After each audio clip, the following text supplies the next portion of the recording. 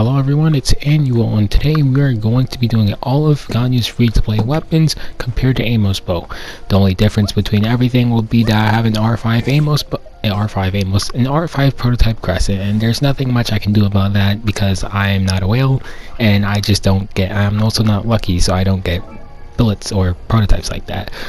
But as you see here, I was showing off my Zhongli because I was at first using him and he had some buffs going on, but it started to get inconsistent, so I stopped using him in the end, so don't worry about that part. But I'm going to show off my Ganyu very soon, and on my Ganyu I'm going to be running a crit damage circlet, and my crit ratio should be 45 to 245. Now these artifacts are going to be staying absolutely the same all throughout the video, and the only thing I'm not going to do is going to be melts, so it's just going to be raw damage. We all know that the melts is going to be relatively the same. Well, of course it's going to be boosted damage, but the raw damage you see is pretty much going to reflect over to the melt damage. So say you're getting more damage on Amos Bow than the prototype Crescent. Of course, the melt damage is also going to reflect off that, and the Amos Bow is still going to, of course, do more damage than prototype Crescent with the melts. So that's pretty much it. There should be timestamps here so you can go directly to your weapon, and also I'm going to try to do a spreadsheet so you guys can see all the damages compared to each other, so you don't have to skip around, or at least you can see it, and then you can see at the end all the comparisons. So here we go. First up will be Predator Bow for Ganyu.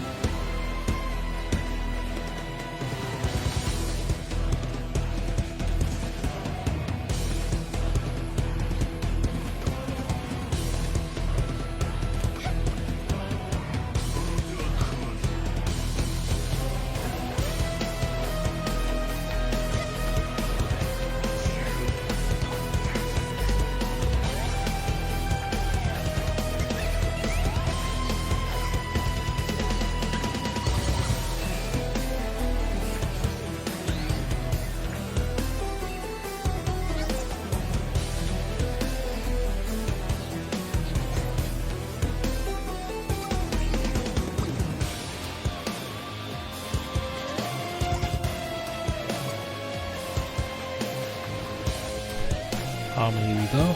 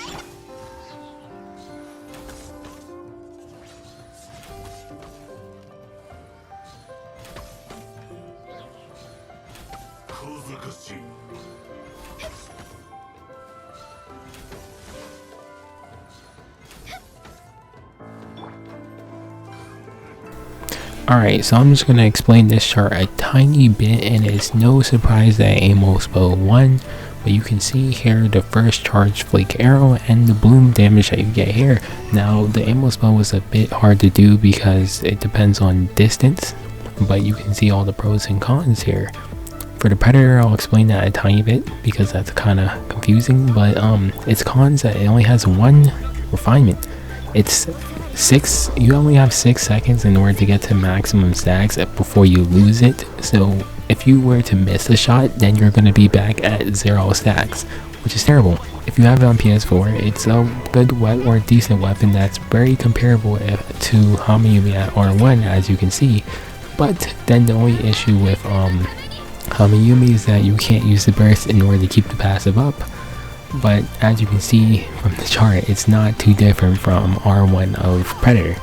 Now I did have a R5 Crescent here, which isn't the same as an R1 Crescent, which can't be compared to Hamayumi or Predator because it's way too high for refinement. But you can compare it to an Amos Bow, and you can see that the Amos Bow still takes the crown, and it's very comparable, but the Amos Bow still takes the cake here. So, but you still have to take into account that Crescent is kind of hard to get weak points, especially in the Abyss, because there's enemies that don't have weak points and there's enemies that have hard to hit weak points. So, but if you were to hit that weak point, lots of damage. But Amos Bow will take the cake for the fact that you don't even need to hit a weak point to get its passive up and running. Well, that's the end. Please be sure to leave a like and subscribe. Leave comments, tell me if I did good or bad. Yeah.